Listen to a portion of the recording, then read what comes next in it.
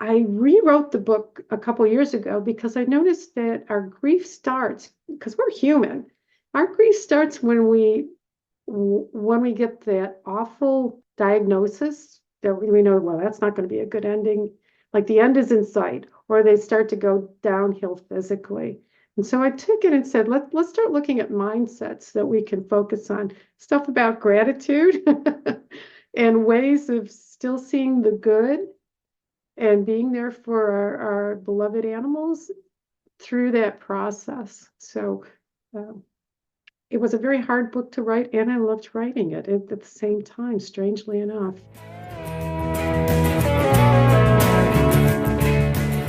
Welcome to Gratitude Geek, the relationship marketing podcast for micropreneurs building genuine, lasting relationships with clients, colleagues, and community. I'm your host, Kandas Rodarte. If you love listening to interviews with grateful entrepreneurs who are making this world a better place, be sure to subscribe, share, and leave your groovy review. Today, I'm joined by retired Navy officer and intuitive animal communicator, Maribeth Decker.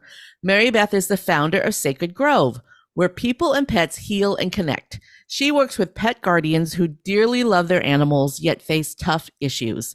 She uses her intuitive animal communication and energetic healing skills to address animals' physical, emotional, and behavioral issues.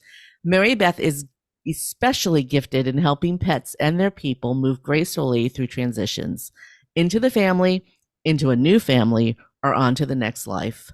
Welcome, Maribeth. Thanks, Candace. I'm glad to be here. I've got to know, how did you get from Navy officer to animal communicator? What's your story? Oh, yes. For me, it's pretty surprising. I was not born an animal communicator, and I have some friends who have abilities that are quite awesome, and they showed up at an early age, but that's not me.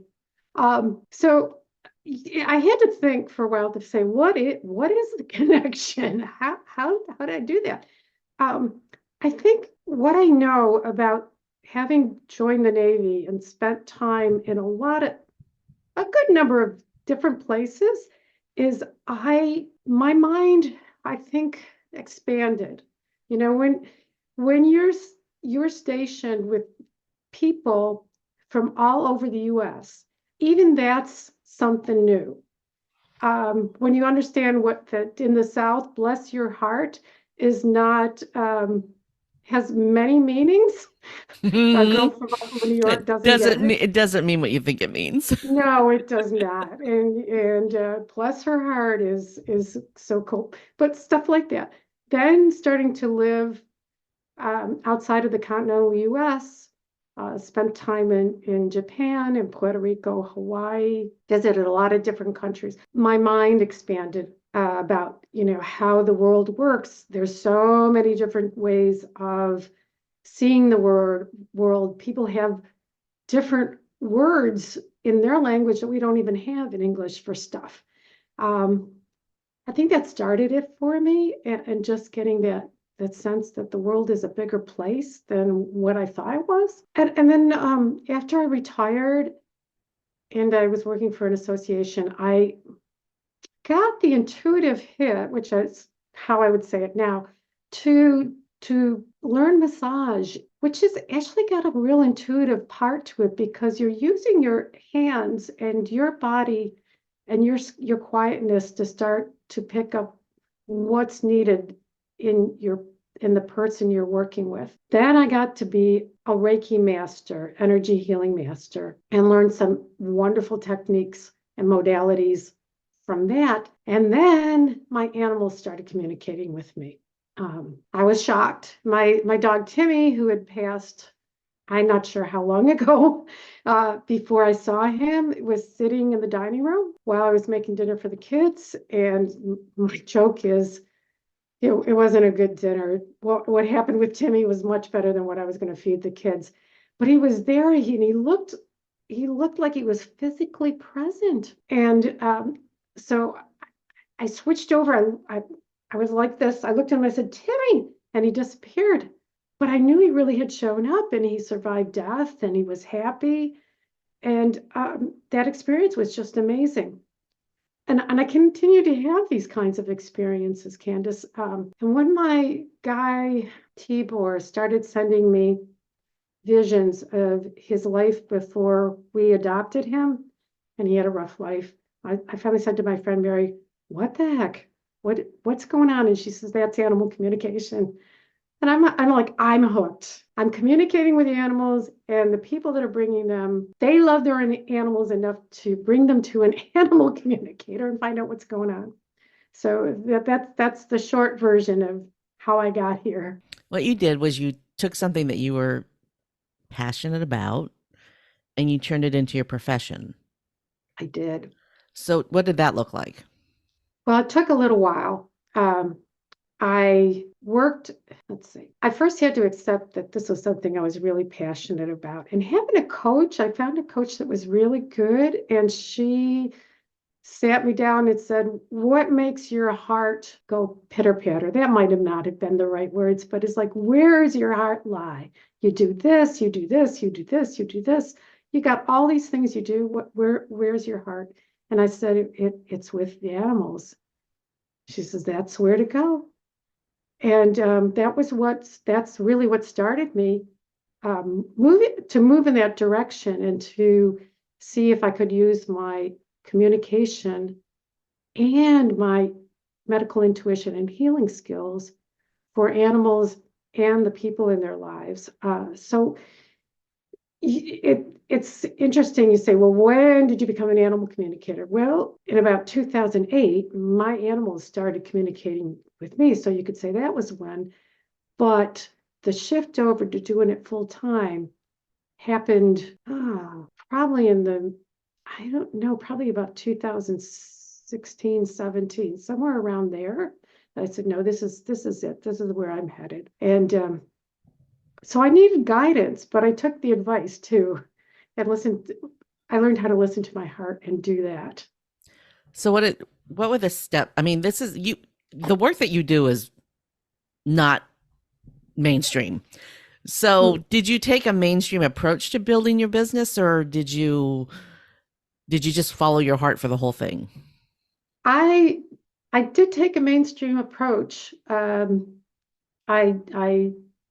asked, well, what do I do? How do I get my name out there? And how do I let people know?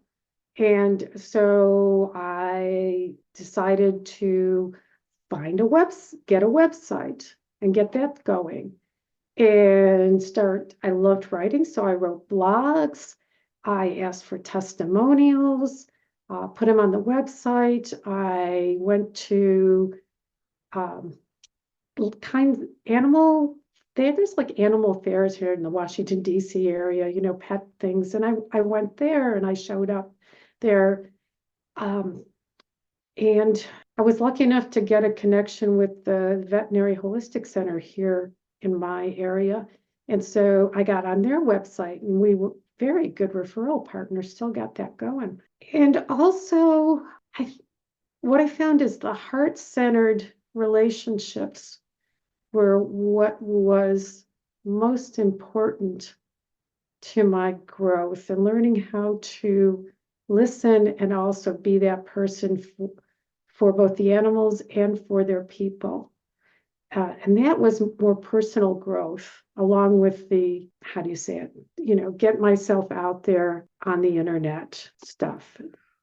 So you're in the DC area but the work that you do, I'm assuming you can do it internationally. I can. I counted it up and I think 8 different countries in addition to the US. My latest was the Czech Republic, which was a couple and their 2 kittens. It was great. So if you can speak English, we can work together. I want to take a 90-degree turn here. Okay. Not 180, but a 90-degrey turn, and talk about your work as a naval officer. Because first of all, thank you for your service. I am the child of a career Department of the Army employee, so I lived the life of a Army brat, even though I'm not. My father wasn't an officer; he was a civilian, but we lived the same lifestyle that my Army brat friends live. So I call myself an Army brat. So I have a sincere and deep appreciation for our military. That being said, one of my favorite things about military service is exactly what you said at the beginning. You are thrown into a mix with people from different cultures. And in the United States military, different cultures is huge. We have a lot of Filipinos that serve in our military. We have a lot of Puerto Ricans, and Puerto Ricans are Americans, but we have a lot of people from other countries who come here and serve in our military.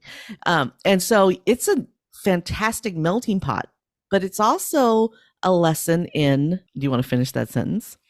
No, I'm too nervous to hear what you're going to say. I've heard all kinds of things from people about the military. Humility, compassion, and learning how to get along with each other. Okay, there you go. Thank you. Can I tell you? I want to tell you a joke because I'm going to tell you the joke. I want to share this joke because I'm compelled. I believe in following your promptings, and I have a prompting to tell you a joke. So, two Southern belles have just graduated from college. And the first Southern belle says to the second Southern belle, "My sugar daddy, he bought me this diamond ring for my graduation." And the second Southern belle says, "Well, how nice. And my sugar daddy, he bought me a Mercedes Benz for my graduation." "Well, how nice. And my sugar daddy, he's taken me to Paris for my graduation." "Well, how nice. And what, pray tell, did your sugar daddy give you for your graduation?" "My sugar daddy, he sent me to refinishing school." "Refinishing school? Why, whatever did you learn in refinishing school?" "I learned how to say, well, how nice instead of screw you." That is what bless your heart means. Anyway, I was prompted to tell that story because God, yes. along with it goes hand in hand with what you learn in the military. You learn to say the right thing to the right. Could you just share a little bit about that? I want for the audience. Well, I don't know how far we can go with this because I learned the super art of swearing to a level. I came home from officer candidate school and my mother was like, "Oh," I said, well, certainly I have changed. Because everything I'm thinking about is not the PG-13 you'd think of. But like my first duty station, I'll ask people to look it up. Over the senior chief's office were the letters Bohica, which was saying, I won't say it. I don't know if I can because you can say it. I'll edit. I'll bleep it if I need to. Okay. Yeah, all right. Bend over. Here it comes again. And I'm like, this is my first duty station, and there it is. Well, that's a really good sense of humor. But it's and of course the response to your superior officer is generally yes sir, 3 bags full, and behind that is a little bit full of shit. But there is the give and take that actually occurs. But there is a lot of swearing and a lot of funny stuff that go on. My first husband and my current husband were both sailing in ships, and some of the stories they told me about what they did to just have fun on deployment. Like my current guy was talking about, they're in heavy seas, and so there would be a spot that was kind of like an elevator shaft, except it had stairs, and it had the stairs the ladder rungs. They would jump into midair as the ship was going up. And so then they'd grab the ladder like 2 stories down. I'm not saying 2 decks down, and like wave at their buddies. And I'm like, holy cow, you guys, you're nuts. So a lot of fun stuff there. Yeah. Wait, I mean, you're on the ship. To them, they're just having a great time. There is a submarine here, and I live in Muskegon, Michigan, and in the Great Lakes, they built a lot of World War II subs and ships because it was surrounded by land, so it was safer to build the ships in the Great Lakes than it would have been to build them on the coast during World War II. And so we have a lot of World War II ships and submarines and stuff in the Great Lakes that people can tour. So there's a submarine here in town, and my husband and I were really hesitant to get inside of it because it was a choppy day that day. and, and the sub was doing this, and we were like, oh. But then we got inside of it, and like the mess hall was, 10 feet by 10 feet, and supposedly 20 people could eat in there at the same time. And, and the beds were literally on top of the torpedoes, and you would rotate in. One person would be sleeping and the other one would be working, and then they would switch back, and then somebody else would be sleeping on the cots. And it was just, and they stayed for, could have been 6 months on these boats. Bedding, yeah. I mean, I guess because the bed never cools off because there's always a warm body in it. I have so much respect for these guys. Yeah, it's amazing. It's just amazing. And what I also loved is it's almost, the words are the can-do attitude. When you're on a ship, you can't just run over to Walmart and get that part you need. You got to figure it out. And the fact that there's the mentality of making it work, working together, jury rig if you got to, but get the job done. I really admired that, and everybody worked together to make things work. And I felt like thinking out of the box a lot of times. I understand the regimented viewpoint people see in the military, but there's also the camaraderie of the group getting it done. And that's amazing to me. I used to know a gentleman who was an engineer on a nuclear sub, and he worked for an oil and gas company. And he was like, if I could be an engineer on a nuclear sub, I can do anything. Right. So he really did have, when he got out of the military, he was like, I can do whatever I want. If I can be an engineer, a nuclear engineer on a nuclear sub, I can do anything.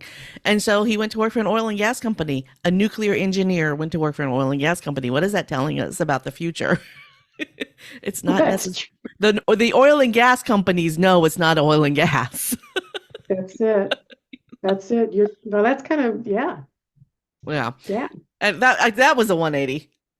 I told you I was only going to go 90, but I went 180. Okay. That was fun. So all of that life experience you have, you lived in Japan, you lived in all these different places, all that life experience brought you back to Washington, D.C. is where you live now. So obviously that means that you weren't just an officer, you were an officer. You know what I'm saying? I'm going to make an assumption there. No, having the life experience that I have, I'm going to assume. So, and now you're doing this. So what surprised you about this transition? That's a huge transition. So what surprised you the most about it? Honestly, that I had intuitive skills I hadn't noticed for like 45 years. Oh my God. But you didn't notice them, but you had them. I must have had, let's see. Here's what I know. Here's my theory. We all got it. I was listening to one of your podcasts where you were talking about, said a guy who said we got talents or we can skills. So I was thinking about that. I believe we all have the wiring for intuition. We are set up for it. It's all there between our mind and our brain and our body. We're all wired. Yeah, I call them promptings. Yeah. And some of us hear them and know the promptings, and some of us just make decisions that you go, that was pretty good, And then after a while, you kind of go, I kind of said, there's something more going on here. I have intuitive skills. I have medical intuition. I can actually pick up what animals, are sharing with me. And the animals are like, duh, you human race, when are you going to come and join us? We've been doing this forever and a day, We had a kitten 10 or 15 years ago, and it was dark, and it blended in with a rug in our entryway, the rug that led to my husband's office.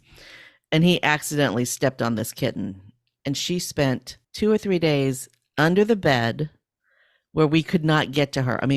We would have had to lift up. We have an adjustable bed that's Tempur-Pedic, so moving the bed was not an option. And so I just shoved water under there, made sure she had food, and kept checking on her. And when she was ready, she came out and she was running around like a kitten, but she went into heal. She went, Yeah.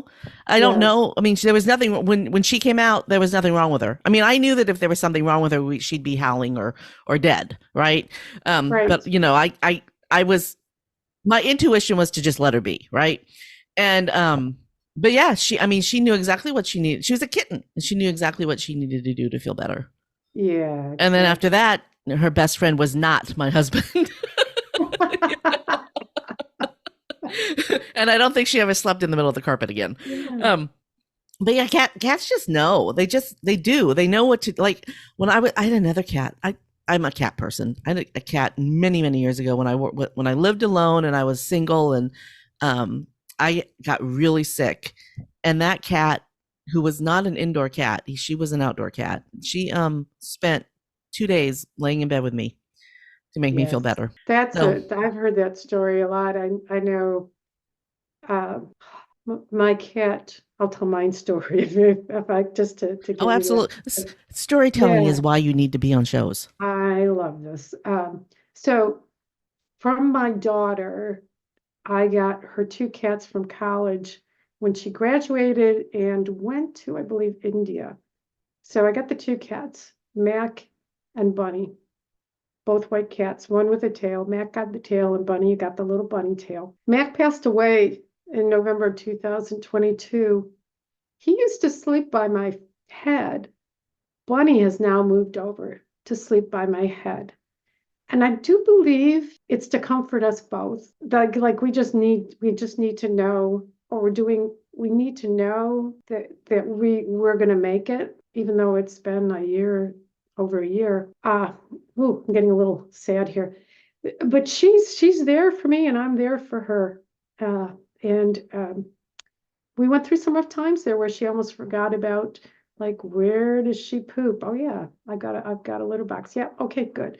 Where's my friend? Where are my three friends? Because we lost two dogs within a month of each other Oh with man. the cat. But we made it through together. And yeah, she was very comforting for me. And I think I was doing the same thing. And I know I was doing the same thing for her. Okay, so you know how on YouTube sometimes your feed ends up being a lot of videos about weird things. Yeah. For the longest time, my feed was cat videos that use buttons to communicate. It just and I would, you get sucked into it. Anyway, there's this cat Sammy that lives in Europe somewhere. Or maybe the cat's not Sammy. Sammy's the cat that died. Anyway, this cat was communicating through the buttons that Sammy's smell, the cat that had passed away, the smell was gone. Sammy's smell gone. And this, I'll find the video, y'all, and post it in the show notes. But this cat actually identified that the smell from his friend was no longer in the house. Wow. Yeah. Yeah. Just I'm not surprised, but I'm loving the fact that he was able to communicate that yeah. And it's in a way and that a people lot of can't people hear. think these cat buttons are stupid, and dogs do it too. There's cat and dog buttons, but I mean, cats are smart. My cat knows Cats are exactly very how to tell me smart. to feed it. Yep, yep. And I have a fun thing where I just call them in my mind sometimes, like, where are you? Come on, sleep on the bed. And 10 minutes later, one of them will pop up and hang out with me. And what A cat will do that because cats usually do whatever they want to do. they do, but they love me, and sometimes they listen because they love me. And Yeah, yeah. But I mean, ours like to look out the window, but we don't have the right kind of windowsills for a cat to, unless if the window's open, the cat can sit in the window. But when in the wintertime, we can't open the window, so the windowsill's too low. And man, our cats were really wanting to look out the window. I mean, we could just tell. So we put a chair by the window so they could actually sit on the back of the chair and look out the window. Like, well, you have a little ledge right there behind you. yeah, And which is probably what we need to do. But they were telling us that that's what they wanted us to do. There you go. So yeah, I totally get what you're saying here. It seems a little hokey. I just love when things that just don't seem like they could possibly be real prove themselves. What I'd say to people is, if you think your cat or dog ever just said blah blah blah blah, they did. You picked it up. Just say, "Wow, that's cool. Let's do more of this." Yeah. Yeah. Are we listening? Are we listening? Are you listening? If you listen well enough, you can figure out. Like, we have a water bowl. We have a water bowl that's in a room that I never go into, but it's you have to have water upstairs and downstairs. So we have a water bowl in a room I never go into, but that's the only place we can put it that makes sense. So they always tell me when it's empty. I know when it's empty because they tell me. They have their way. They just know how to communicate. They do. Yeah, and I know that I know that our cat Shade mourned when Muffy, our dog, died. I mean, he was in mourning. I have no doubt that he was missing that dog. No doubt at all. He was really lonely for that dog. Yeah. So we got him a cat. You got him a cat? We got him. Well, we did the opposite because the two dogs passed, and then my cat Mac too. So Tibor and Stella and Mac went, and my two remaining cats, Shadow and Bunny, they were like, where are the dogs? We need dog energy. So yeah. We got a couple new dogs too for them and us. Yeah. But you can feel it if you're paying attention. Yeah. We often wonder why we didn't, we often I don't want to say regret, but think that maybe we should have gotten Shade another dog rather than a cat. But the two cats seem to get along great. So it was a really strange dynamic there for a little bit. So we had 3 cats, Shade, Snow, and Luna.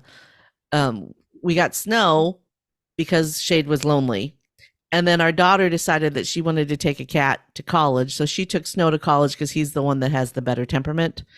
And then Shade was lonely again. So we got Luna. And then Snow passed away last Christmas. God, that was hard. It was really hard. But they just sort of, and then Luna went to college. Luna ended up being the one that went to college. But now Luna and Shade live with us. Snow passed away, and our daughter doesn't have any cats because she can't have any cats at grad school. But just the dynamic of how quickly they figured out who was who.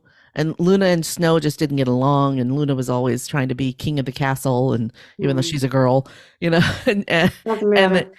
that Snow and Shade were really good friends, and they would do really cute things. Like, I swear, every time I took a picture of them, it would have been a cover of an album from the 1980s. They were just so hilarious. And then when Snow passed away, Luna really started to comfort Shade, because she knew that he was missing him. So it's just, and the dynamic between Shade and Luna is different now. Yeah. It's so interesting. This is a weird conversation. Not in my life. It happens to you all the time. What are you talking about on your business podcast? All right, I want to hear some advice that you have for people who want to start an outside the box business like this. Because I don't think there's even, how many people do what you do? There's more and more of us, but it's certainly not as many as there are accountants or, whatever. I almost spit my coffee out. Sorry. I was just doing my taxes, getting stuff so that was on my mind. Oh my God. We are in the process of closing a corporation in another state, and we started, we incorporated in the state we live in now. And that process, the paperwork process is just, it's been 25 years since we incorporated our other business. So I forgot how much work was involved. There's so much work. And then I have to close the other business, which would think that you just close a business, right? We're done. No, there's paperwork, a lot of it. No kidding. Anyway, sorry. Go on with your taxes. Sorry, that was a complete tangent. Anyway, sorry, I interrupted That you. was fun.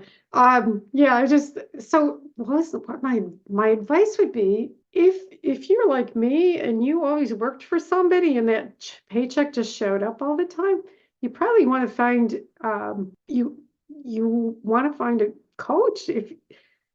If this works for you, find somebody who is somehow resonates with you. I mean, there are many kinds of coaches and they have different philosophies of how to get you there. And what I do believe is that we are there are a lot of different kinds of entrepreneurs, and we have different energies and different ways. And find somebody that use your intuition to find somebody that you can really trust and listen to what they're telling you and start to build it yourself. Find your own voice, though. And that's probably true in anything, but I think that we each have they talk about niche, but I like the words like our own purpose, our own flavor of what we do. And as you find that and you start to share that, that helps you find the people that you want to work with the most. And get yourself out there with the various online or offline stuff that really works for you. You know, I tried short Instagram stuff and I can do it, but boy, it takes a lot out of me. Having a nice conversation with you, Candace, that works so much better for me. So that's where I'm going. Yeah, I've learned that that's my thing too. Is I just communicate better like this. Yeah, The hardest thing in the world for me is sending an email. I do not like crafting emails. I would just rather have a conversation. you're right. So Right. it's all hard. So I actually know a couple, if not three, coaches who specialize in transitioning from military to civilian. Ah, damn. That I know it's the riches are in the niches, man. Yeah. And of course, these coaches are people who've actually done the work themselves. And but they if you are in the military and you are ready to retire and you want to transition to civilian life, because I'm sorry, but 20 years in the military means that you're 40 when you retire. So that you have a lot of life left after that. You do. you know, so Oh, your second half could be huge. And having lived the life that I lived, I also know a lot of people who have retired from the military because if you grow up in that lifestyle, those are the people right? yes. And it's so interesting to see the work that my friends are doing now that had careers in the military. You are the most exceptional of all of them because yours is so different. But there's some really groovy jobs out there for people who have that experience. Yeah. And there are some coaches who can help you do that. So if you are a listener, if you are in a position where you are ready, I do know some people, so please feel free to contact me. You can do that through gratitudegeek.com, and I can connect you with a coach who can help you. I'm not the coach for you. I am a coach, but not that coach. And that's the thing about the niches. I know you don't like the word niche, that you prefer other ways of saying it. But I mean, my specialty is helping female solopreneurs who've had something crappy happen to them. That's my niche, and so if it's somebody who had retired from the military came to me and said, "Hey, I want to find a career in corporate America," I'd be like, "Let me help you find a coach." Because I'm not the one for you. That And is so cool that you know that, though. well, that goes back to what you just said about knowing what you can do. I mean, that's exactly what you just said, right? I just Yeah. said it in a different way. I like that.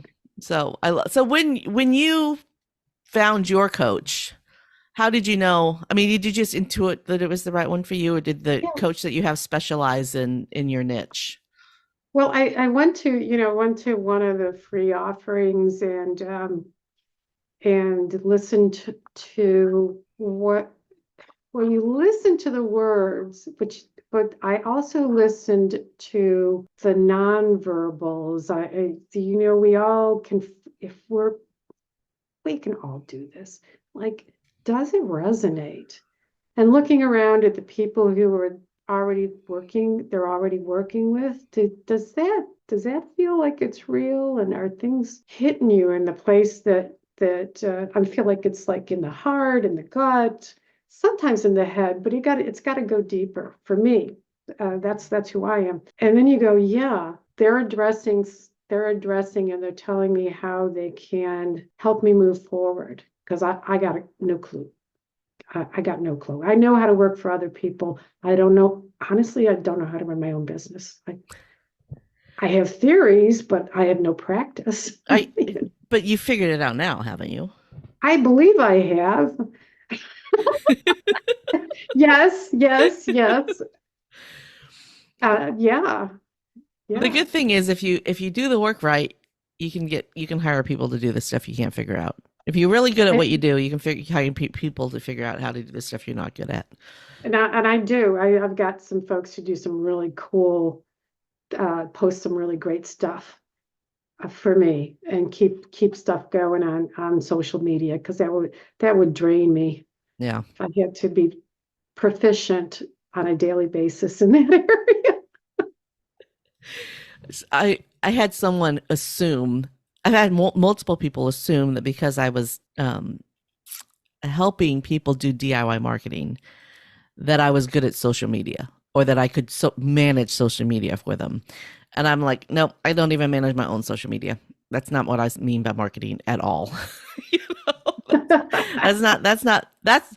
That's social media management, and that's not what I do. Not my niche.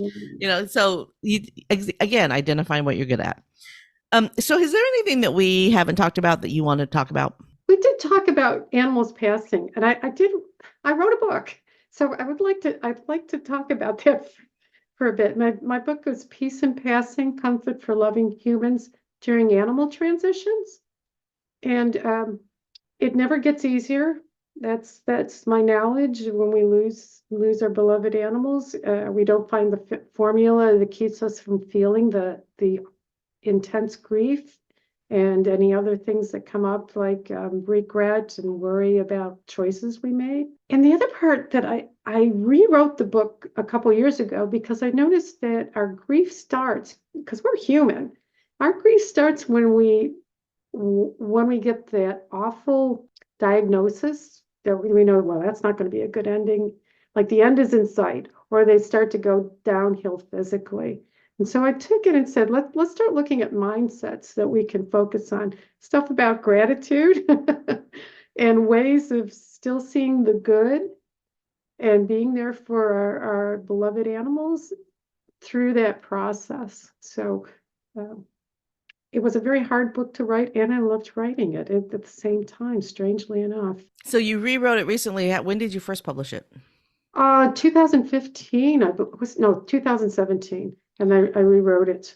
It got published early in 2022. Wow. And so the first time you wrote, when you first wrote it, you were self-published and now it's.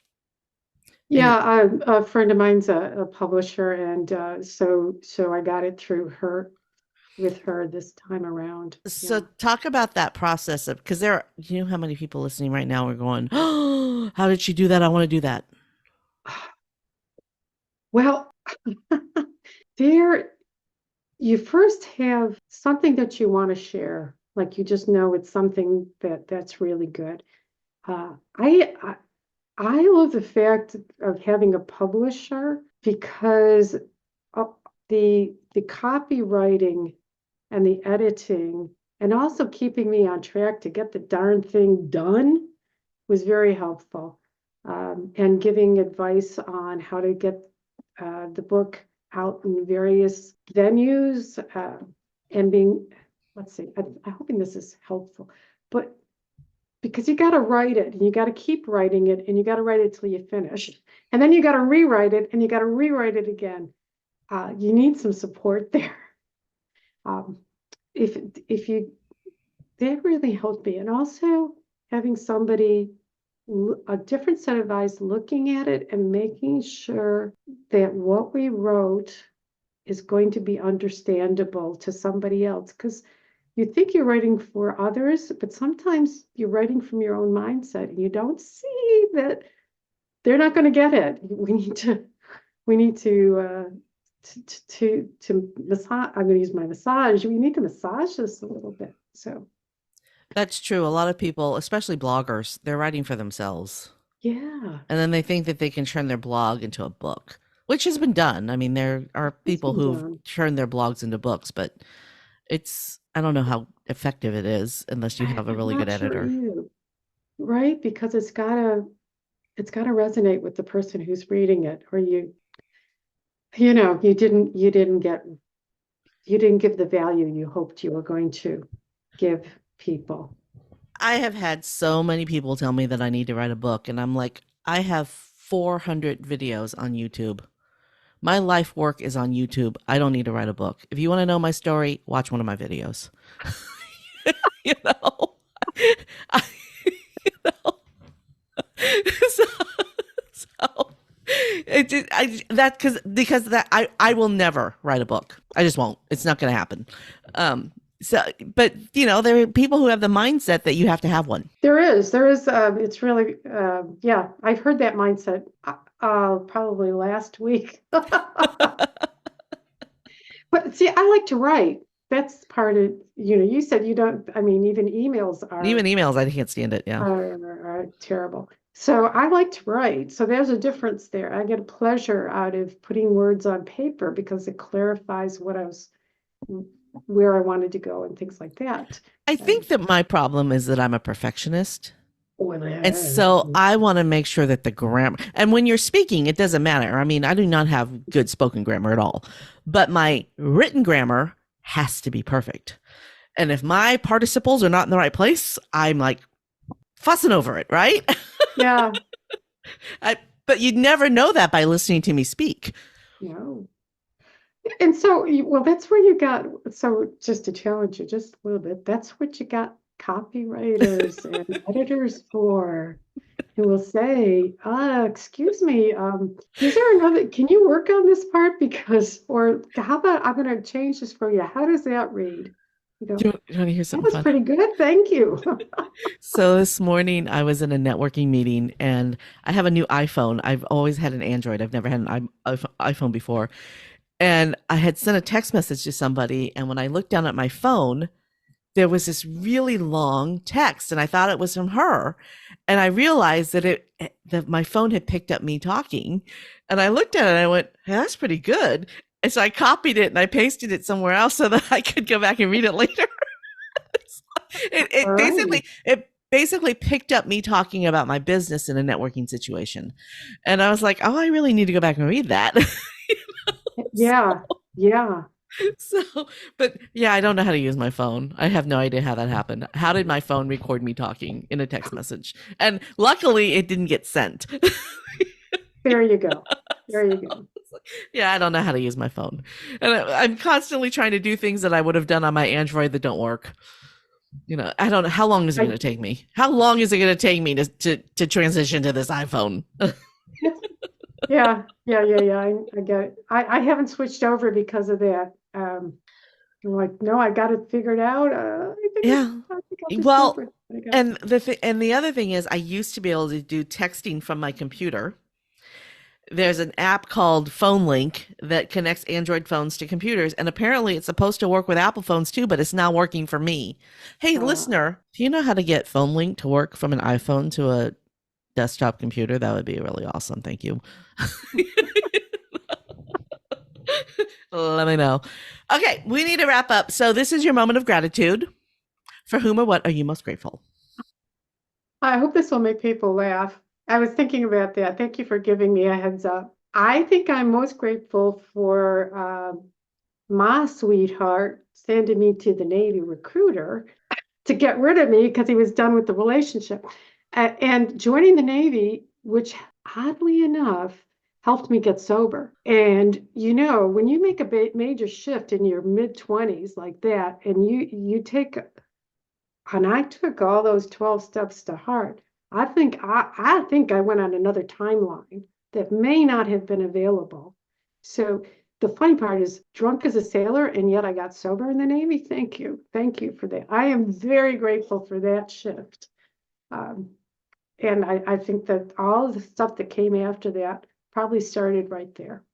So that's my gratitude. Thanks for tuning in to Gratitude Geek, the relationship marketing podcast for micropreneurs building genuine, lasting relationships with clients, colleagues, and community. Our theme music is track 14 by Rev Brock and Soul Lily. Make sure to visit gratitudegeek.com for all the groovy ways to connect with our guest, Maribeth Decker. I've been your host, Kandas Rodarte. Stay groovy, my friends. Stay groovy, my friends.